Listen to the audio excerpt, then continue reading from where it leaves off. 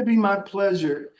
It is a pleasure to welcome you to our monthly call, which is Keen Faith-Based Initiative monthly call, where we gather together all faith-based leaders and we talk about policy that's going to impact the kingdom and our communities. I'm so grateful to have a brother that I just met that's with us and everyone else that's going to be joining us. I know that this is being recorded, so we do want to welcome you. We know that we are in the height of things happening as a result of Washington, and we're trying to navigate. And what's so great and special about this is that we're doing it and we're navigating together.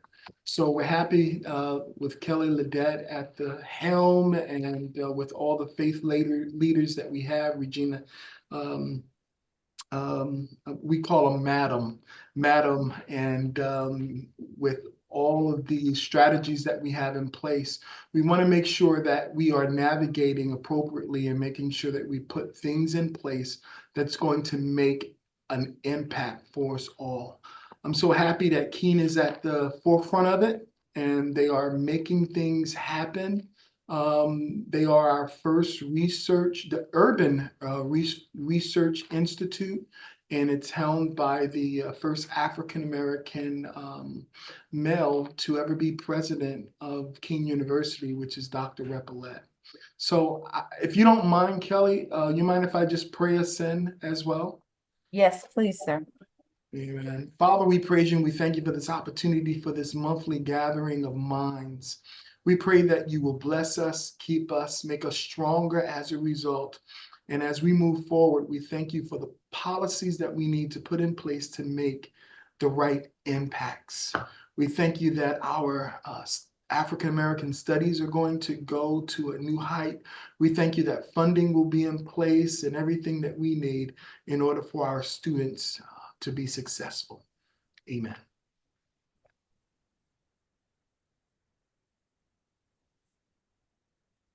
You're on Amen. mute. Thank you. I was trying to come off on mute. Thank you, Bishop. Thank you. And so I'm going to go ahead and start off and introduce the canon, and then we'll start from there, and then we'll do some of our because we do have some things that hey, Reverend Hobbs, how you doing? Always happy to see you, my friend.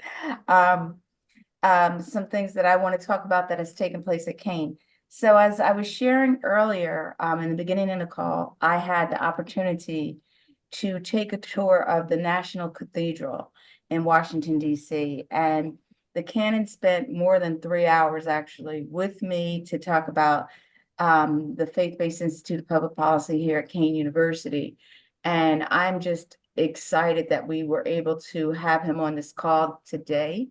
So let me just share a little bit about him. I don't particularly like to read people's bio, but at this point, I want to share who he is and just really then have him go in to talk about some of the things he does and to talk about the National Cathedral and what he does at the National Cathedral.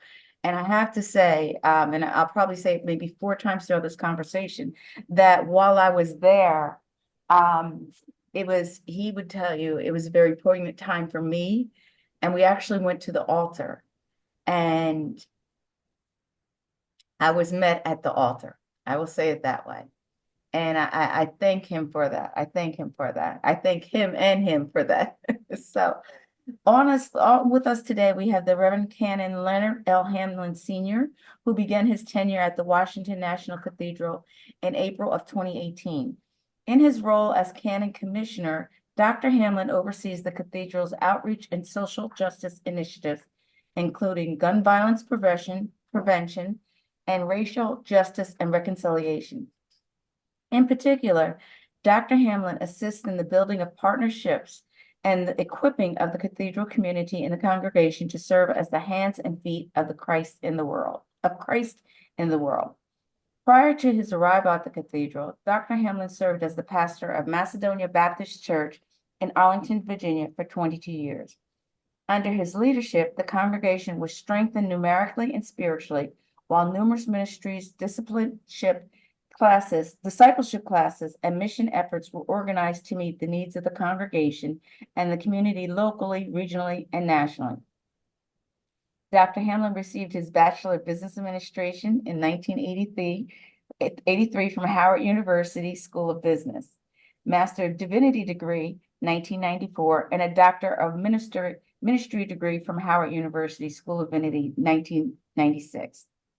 He has served and been appointed to numerous community, faith-based, and governmental boards. Dr. Hamlin is married to Michelle Nickerson Hamlin Esquire, Assistant Vice President of Staff Counsel for the Geico Corporation, and they are proud parents of one son, Leonard L. Hamlin Jr., and a new grandson. God bless you on the new grandson. That's a whole new world. Don't even look at your bank account ever, ever, ever again. That being said, Reverend Cannon, it's up to you. Thank you very much. Let me say that I'm grateful to be with everyone on this morning, and certainly to Ms. Ledette, I appreciate your welcome to the bishop, who has so graciously prayed us in. I'm grateful to really all the leadership for this opportunity to join with you to have discussions. I'll jump right in, and my wallet, of course, as you said, with now just has air blowing through it. I've learned quickly. I think since that version, I just had a second grandson, was just born last week. And so the first one already has set the tone. The second one now has just made a large hole already in a week. So I'm grateful to be with everyone this morning. I have this wonderful opportunity, and I'm going to try and be as efficient as possible with the time that everyone is affording for this moment, that we might connect and, of course, focus in this morning on a topic that really was provided for me in Black History Month. You know, being with you in this month in Black History, I never thought I would find myself in a moment, especially in my lifetime, where even talking about Black History Month would be as problematic as we find it in this particular time and in the culture. Just to raise it creates tensions. We have lived with tension. We know that it was there. But again, we find ourselves in an extreme situation and moment right now where somehow discussing history and Black history has these sort of underlying tones again that everyone is watching. So I'm grateful for the opportunity that, as we could say, perhaps we can continue to stir up some good trouble, continue to hold forth what we need to hold forth through our faith. In trying to be efficient, I'm going to see if I can make this work in setting this up and sharing the screen. Let me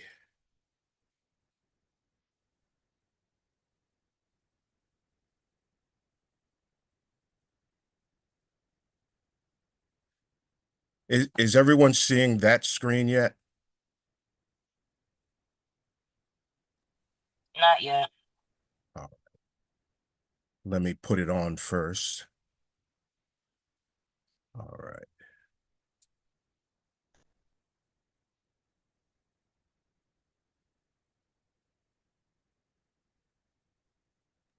We see it now. All right.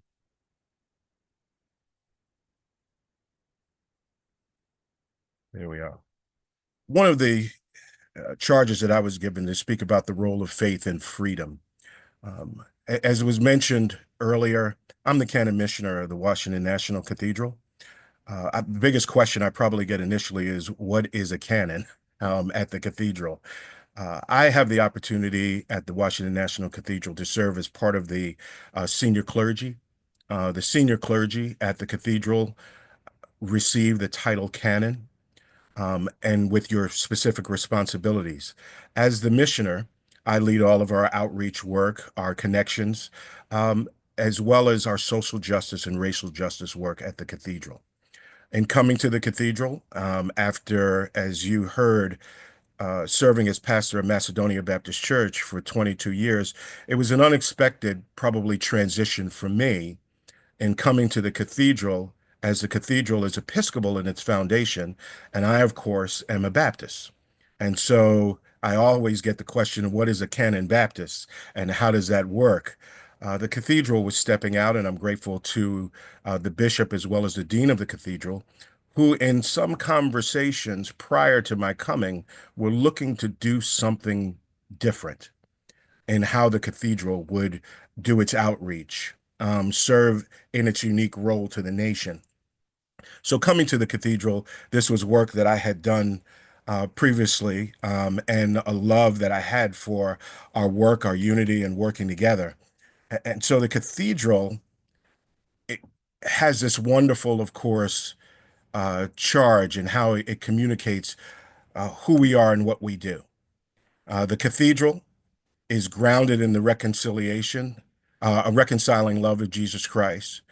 The Washington National Cathedral is a house of prayer for all people, conceived by our founders to serve as a great church for national purposes.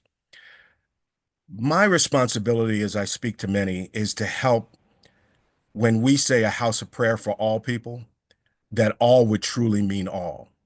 That as we look across different demographics, sometimes talking about uh, denominations or faiths and individuals, that everyone is welcome at the cathedral. And it was designed, of course, purposed from its inceptions to be that. And the cathedral for now, 100 years, has been living into that. The first cathedral foundational stone was placed in 1907. And from that time, I think what has happened is the cathedral has been living into being this national house of prayer. When we think about what the cathedral does, the cathedral, Washington National Cathedral, holds a unique place at the intersection of sacred and civic life. As the cathedral of the Episcopal Diocese of Washington, the cathedral strives to serve God and neighbors as agents of reconciliation, a trusted voice of moral leadership, and a sacred space where the country gathers during moments of national significance. One of the really challenging roles that the cathedral has is being a convener, but it also is one of the great opportunities to bring individuals together, to help them come together, especially in moments of national significance, which we've seen in recent years, probably numerous times, as well as recently in the National Prayer Service, as well as other services that have been held at the National Cathedral. But the cathedral operates in this intersection. Not only is it a welcoming space for all, but it is also the seat of the Episcopal Washington, D.C. Diocese, as well as the presiding bishop as well. And then the cathedral has this charge to tell two great stories, a story of faith and a story of the nation, and how these two work together.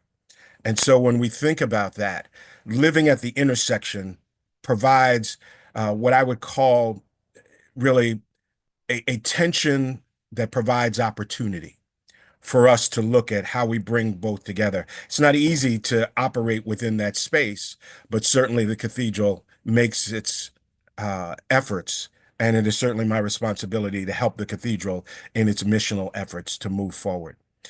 I would probably ground our conversation, and I want to use a particular voice that some of you are familiar with. When we talk about faith and freedom, Howard Thurman was the one who said, don't ask what the world needs, ask what makes you come alive, and do that because what the world needs are more persons who have come alive. Howard Thurman, as many of us know, is often, of course, described and introduced as a mystic and theologian. I think the title of mystic was placed on him. It is certainly appropriate, but at a time when it was very difficult for some to just simply acknowledge him as a great theologian. And And as we know, he came along during segregation and racism at a particular moment, that they had to find something else to describe him. He's worthy of all of those titles, but many of his peers are simply theologians. He was more than that. He was first described as a mystic, and then years following, he was afforded and of course, respectfully called theologian, so that we would not only pay attention to just his thoughts or his writings, but his research, his spirit, and all that he had to offer. And certainly, this statement that he made is grounded in his faith practice and the importance of faith. That there's something about faith that when we know it's operating in our life, there's a spark that comes about in all of us that awakens us. It helps us to see what's going on in the world. It moves us and motivates us to get involved in ways perhaps that we would never have gotten involved. And so when we think about faith, when we talk about faith and freedom, there's a lot that comes along with those topics. And I raise this today that I might bring you, all of us, to maybe a certain point for our discussions or questions, but wherever you're operating, to think about faith and freedom as you're working and moving. That when we say faith, and even the mention of faith, the definition of faith may be different depending upon who you're speaking with. As you look at individuals and have your own conversations. When you speak about faith, some people are talking about religion. Some people are just simply talking about spirituality. Some are talking about faith in certain things, objects, institutions, how they practice their faith is all wedded to that. And so there's conversation that needs to take place. But faith, simply for our short discussion, I wish there was half a day to be able to do this or a series, but faith is more than just foolish optimism. It's more than just having what we call positive thoughts, as some might describe it. But I'm going to ground this and use what many might expect. I can't help but being a Baptist preacher as well as, of course, clergy member. I have to ground this, of course, in sacred text and in sort of our Christian tradition, that this is probably well known and has been heard no matter whether or not it is your practice, familiarity, or not. But the wonderful, of course, correspondence to the Hebrews that stated, now faith is the substance of things hoped for and the evidence of things not seen. That when we think of faith, not only is it real, but of course, it is something that may be practiced, it may be seen. And so when we're talking about faith, it's important to know where we're beginning or how we're conceiving it, what we're talking about, and how it will intersect with some of the conversations and points that I'll be making later, how it intersects with the realities and practices of our life. When we speak of freedom, that can also be uh, come along, I should say, with a lot of its own, of course, tangential points and with baggage. And so just providing some simple definitions as we would look at Merriam-Webster and some other pieces there, that freedom is the power or right to speak, to act, and to change as one wants without hindrance or restraint. Freedom is often associated with liberty and or autonomy in the sense of giving oneself one's own laws. And when we look at another definition, it's the quality or state of being free, such as the absence of necessity, coercion, or constraint in choice or action. It, Separately, liberation from slavery or restraint, or from the power of another, independence. The quality or state of being exempt or released, usually from something onerous. When we talk about freedom for, we also talk about freedom from, because there are thoughts that are immediately coming into all of our minds if we raise this subject of freedom, of what hinders us from, as it says, from being able to speak the way we want, act the way we want, to implement change, to move about, to build and operate within community.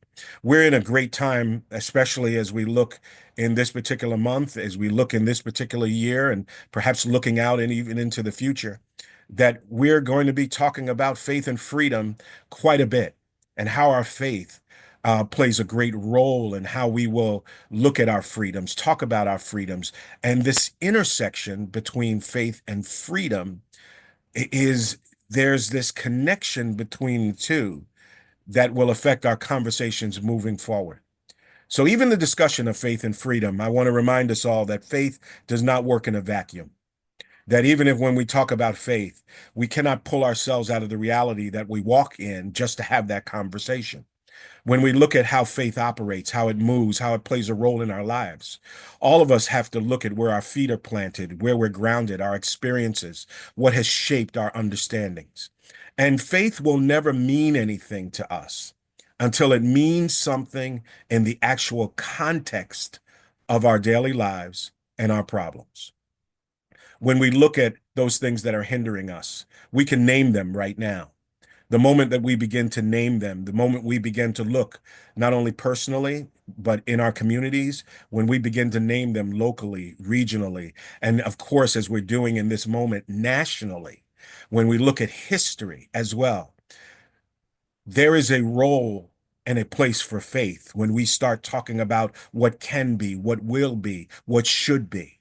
When we start to imagine the world as it should be, when we start to think of how faith works, not only in those of us who claim religious practice, religious denominations, who claim faith in part of faith communities, faith plays a role in how we will paint the pictures, how we will shape our work, how we will take on those particular forces that are hindering us, or the systematic structures that are in place to hold us.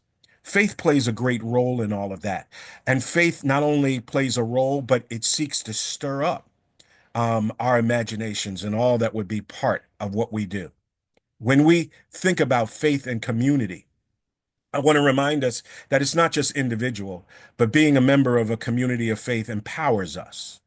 But not only does it empower us, it challenges us and it transforms us to engage and to live with others into the future with hope as well as with vision. It, when we look at faith, when it happens individually and especially in community, we begin to see beyond our differences and also see beyond the present conditions as faith is calling us to embrace the best of what we can be as individuals and in unity.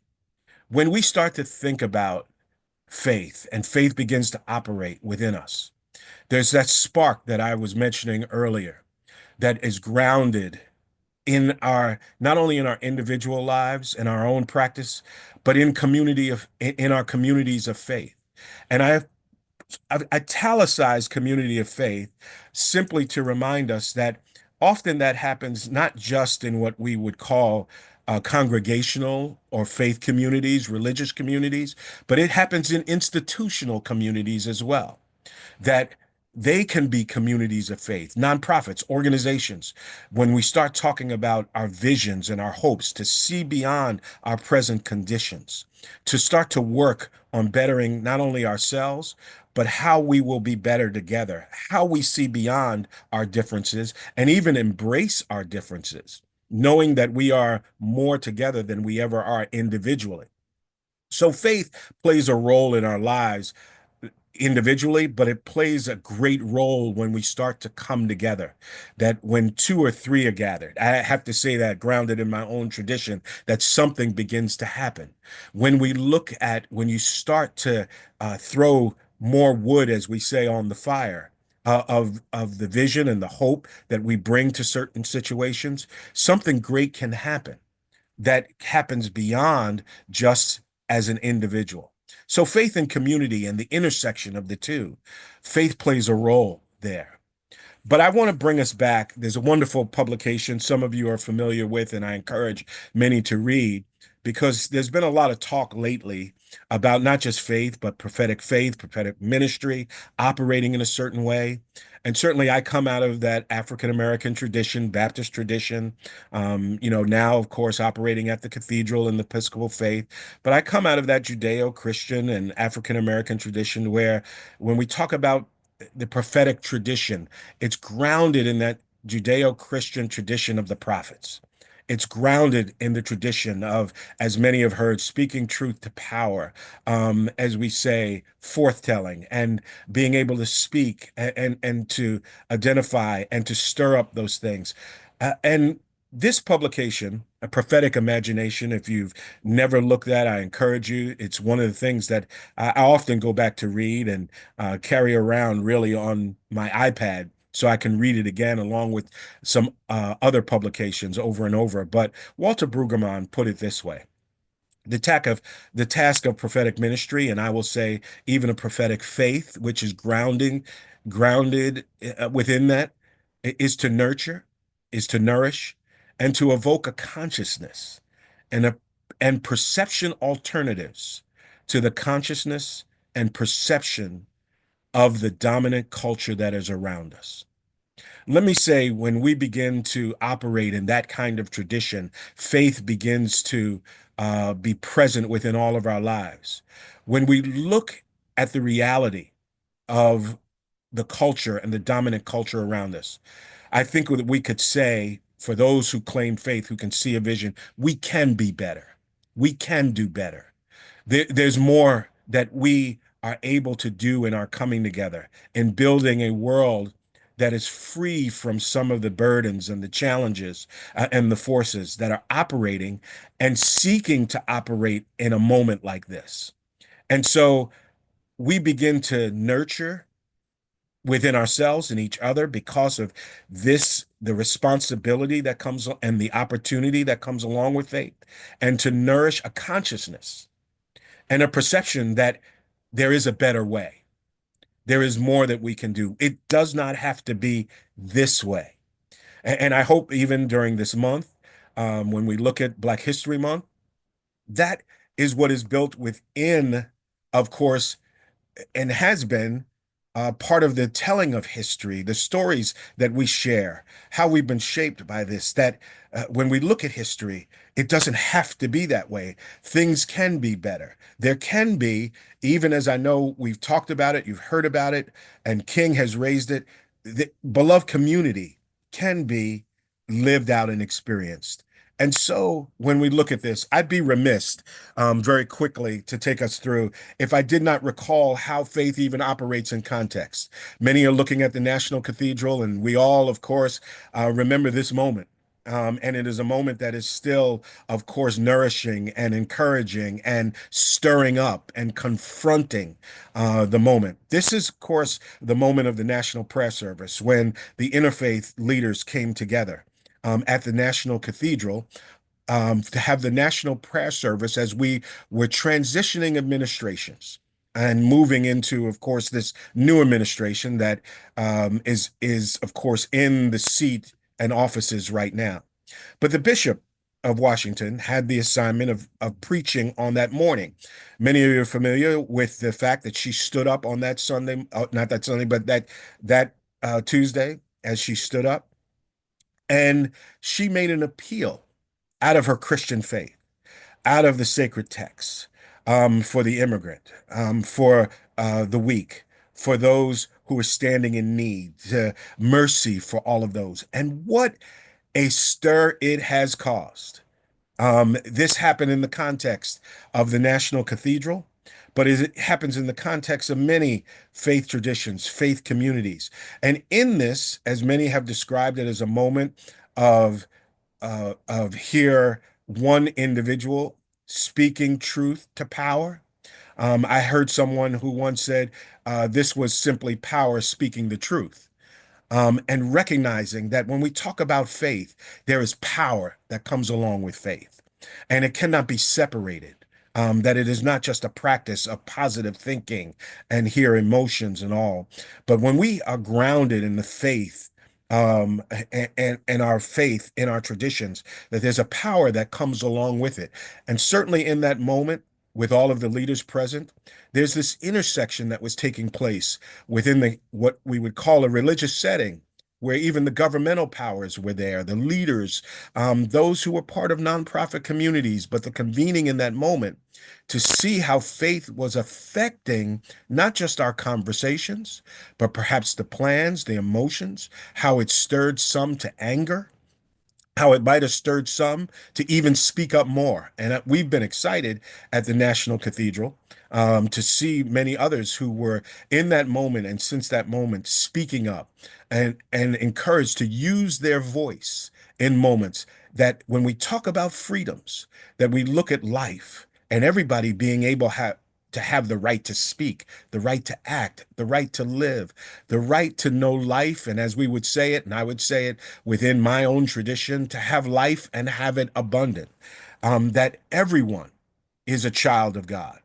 And that this happened not only in this moment, certainly as we have responsibilities. I raised this recently. We had our HBCU Sunday. And that is a tradition, of course, that I brought to the cathedral. It exists in other congregations as well, but on a national level. And we're grateful to have Senator Warnock, who we know is the pastor of Ebenezer in Atlanta, who came and, as you know, set the cathedral probably on fire as well as beyond in delivering the sermon on that morning. But when we look at it as communities of faith and talk about our institutions, and I'm grateful for Kane in raising this work that is being raised in a faith connection and intersection here, that many of our institutions are really institutions that have come out of faith. They're infused by faith. They're filled with faith. They're empowered by faith. And that faith gives them the vision to talk about what can be, what should be, what will be. We've come out of traditions, and it's given us the power to confront as well those things that would hinder us. And so when we look at it and the intersection of the institutions of faith and freedom, not only do we have institutions that are fighting for freedom, but this is where we meet at the intersection and how we stir up the faiths in our individual lives as well as each other. I'll move this along as I know I don't want to take up too much time. I raise this because all of us are shaped in moments. I could not help but raise this particular picture. Love to raise this as we know the 1963 March on Washington, and how we're shaped in context. And all of us come out of tradition. When, of course, Dr. King stood on the steps of the Lincoln Memorial, you can almost hear the voices. I know I can. Almost hear the voices, feel the moment. I was a young boy, of course, very young at that time. And I put that arrow there over the gentleman who you see Hello. who is peering over the shoulder, the arrow of that gentleman, that is my father who was standing there. And so I lived and grew up in Brooklyn, New York, hearing about that moment. I grew up in Brooklyn, New York, at a particular moment in time when faith and churches in the African American tradition were operating and speaking. I grew up at Mount Lebanon Baptist Church in Brooklyn, New York, where Dr. Robert A. Laws was the pastor. Down the street was William Augustus Jones at Bethany Baptist. Some of you are familiar with these names, and if you're not, I encourage you to look them up, who are all about faith and freedom and the movement and those forces that were there. I could go down the street and friends and attending with Sandy F. Ray, who was at Cornerstone Baptist Church. And I went to school at Concord Baptist Church, where Dr. Gardner Taylor, and I grew up hearing these voices, going, of course, over into the city itself, hearing voices at that particular time with Wyatt T. Walker and others who were at the churches in and around Brooklyn and New York City. These are voices that shaped how I saw life. And in going to the school, as we said, faith operates within a context. I raised this picture because we look at how it meets with Shirley Chisholm, who stood in Concord Baptist Church to announce her candidacy for president of the United States. At that time, it was considered just so foreign, outlandish. And I raise that again because I was, of course, at that particular time, a young boy, but a student at Concord sitting in the balcony. And I heard her that day because they brought us down. They put us in the balcony of the uh, common, of course, room, the multipurpose room, where she made that announcement. And as I looked at that, I saw faith operating. I heard all of the voices that were there. I saw, of course, community in a very unique way of across race, of course, economics, of course, professions, all crowded into the room, believing what could be possible. But even the fact that it happened in a church, as I tell others all the time, probably affected me in ways that I did not expect and did not know because I saw the church as having a voice, even at its greatest what some would call the greatest seat of power. How does that intersect between the two? And as I saw that, of course, here I am today, still talking about that, never expecting, of course, that I would be doing what I'm doing right now. But as we raise all of that, I just want to close with a few points. The point of prophetic imagination, and we must imagine what the future would be, must be to ponder, must ponder, is that there is no freedom of God without the politics of justice and compassion. There is no politics of justice and compassion without a religion of the freedom of God.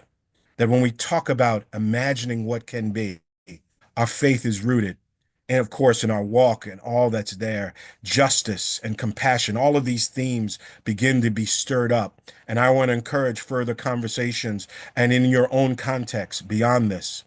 And so Howard Thurman put it this way, and I want to extend his statement once again as we circle back to one of his statements in closing here, that Howard Thurman, as he looked at the segregation and the hindrance and the forces that were operating in his moment, he said the most accepted social behavior patterns assume segregation to be normal.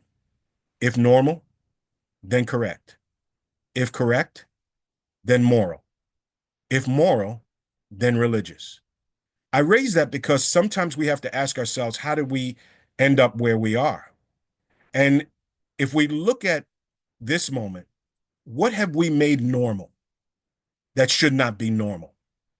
When we look at faith and freedom, what are we allowing in this moment that we should not be allowing, that we should be speaking to, we should be organizing, we should be raising our voices for?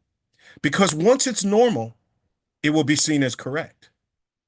Once it's correct, in some minds, it will be then seen as moral. If it's then seen as moral, somehow it will receive a religious blessing. And there's some things that we have to call out when we look at faith and freedom and the intersection there, that we have to call out in the moment that we see it before it ever gets normalized, before it's ever seen as correct, before it ever moves to somehow others claiming the moral ground and the moral conversation or the moral right of it. And then for it to be blessed in some way by powers that be. I raised this at the cathedral, and of course, I was grateful to take the group who came and was there from came to walk around and to see the African American windows that are now in the cathedral, that replaced former Confederate windows, that really talk about justice and stirs conversations and the African American journey of faith.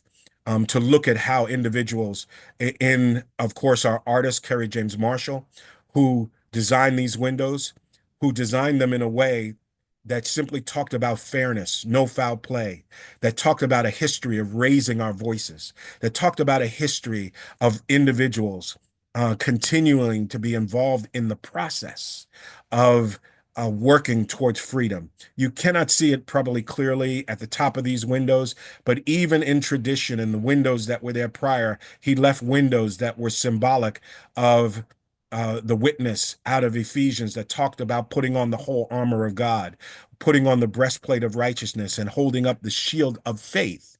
that in order to do this, we've got to be ready and dressed for that kind of work.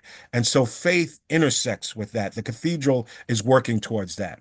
And so as we look at reclaiming some foundations of justice, radical acceptance, faith, and all that's there, I want to just ask that you might imagine a world where we do not treat, or where we do not treat neighbors' needs as holy. That certainly is going on right now. And what does that world look like? What effect does that have on our neighbors? And what effect does that world have on me as an individual?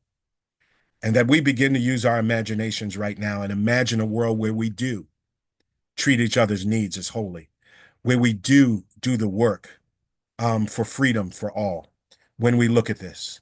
And I close with this.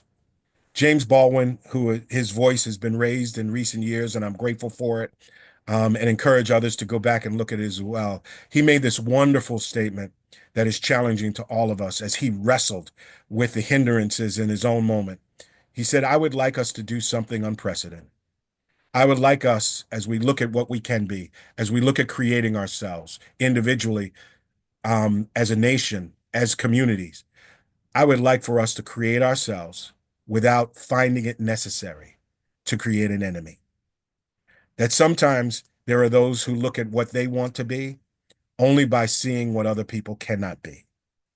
And so I agree very much. I would like to do something that many would call miraculous. I love being involved in the work and encouraging others for us to do what others say is impossible. And when we talk about our faith, all things are possible. When we look at this, miracles can happen, and we can create ourselves without creating an enemy. So I thank you for the time.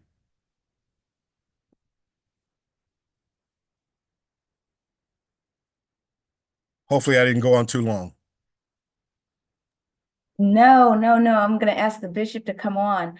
That was absolutely wonderful. And at a time such as this, we needed to know and have our faith restored because what is our world today?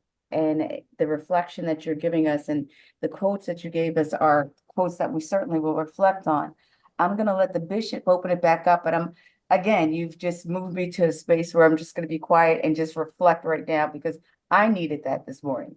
You said you didn't know who was going to need that this morning, and I needed that. Wow, thank you so very much for blessing us today. Your message on faith and freedom was both inspiring and deeply meaningful for where we are as a nation. Our conversation on how freedom is the power and right to speak. It was one of those slides that you had up there. It was the right to speak, to act, and change without hindrance and restraint, and how faith does not work in a vacuum. That was enlightening and that was powerful. And what I love about it is the verse you used. Now faith is the substance of things hoped for and the evidence of things not seen. I'm so reminded of that song that we sing not only in the Baptist church but throughout the country. We come this far by faith, leaning on the Lord. So thank you so very much for giving us enlightenment, and also for sharing your rich legacy with us. That was so powerful to know that your family member was there. And also we have Dr. David Jefferson. His family member was represented right there as well. And it's good to know that we have people on that have such legacy that we have to help guide us and direct us. Powerful message. I'm happy that it was recorded, that we can use it. I do see our co-chair on as well. We call her Madam, but it's Madam Regina Thomas. Would you like to have some words, Madam? No, I'm at awe of the conversation, and the picture Yes. says so much because we now have to understand that New Jersey was everywhere. One of the guys standing behind Dr. King was a Muslim, was in fact a policeman from Jersey City who Yes. was volunteering on that day. So I think for those that are listening, we have to understand that the faith tradition in New Jersey is all through the civil rights movement. Those who were friends of the King family. And Kelly and I have stories of one of the very good friends of Mrs. King who used to let us know every time we met her. So I think that in these times now, and particularly post-COVID, that the faith community now must take its rightful place in the public square and define the love of Jesus. And that's all I have to say. That's all I have to say. Thank you, thank you, thank you, thank you. Ms. Thomas, if I could just tag along with you on that. You know, faith has always, if we speak about it from that Christian tradition, we know at the birth of the church, the birth of the church took place in the public square. It was not just, you know, hidden away or stayed hidden away. We know, of course, it blew through the upper room, but then it moved out into the public square. And our responsibility is to move into the public square in a way that the voices would be heard, the message would be given. The change could take place. And even those who would be struggling with what's going on might be challenged to question, you know, and again, I'll use the text there. Are these folk drunk with wine? What is going on here? What's happening in this moment? There are so many of us who bring our stories, and I hope, and that was the intention today, sharing a little bit, that we'll all share our stories. I looked very quickly, someone was speaking about their godfather and Percy Sutton. Again, I grew up hearing so much. They call out WBLS. I'm a WBLS kid, growing up, sitting on the stoops of Brooklyn, New York, playing the radio and hearing Frankie Crocker and the other pieces. I'm dating myself now, but with all of those other pieces back in the day. But these moments shape us and push us forward.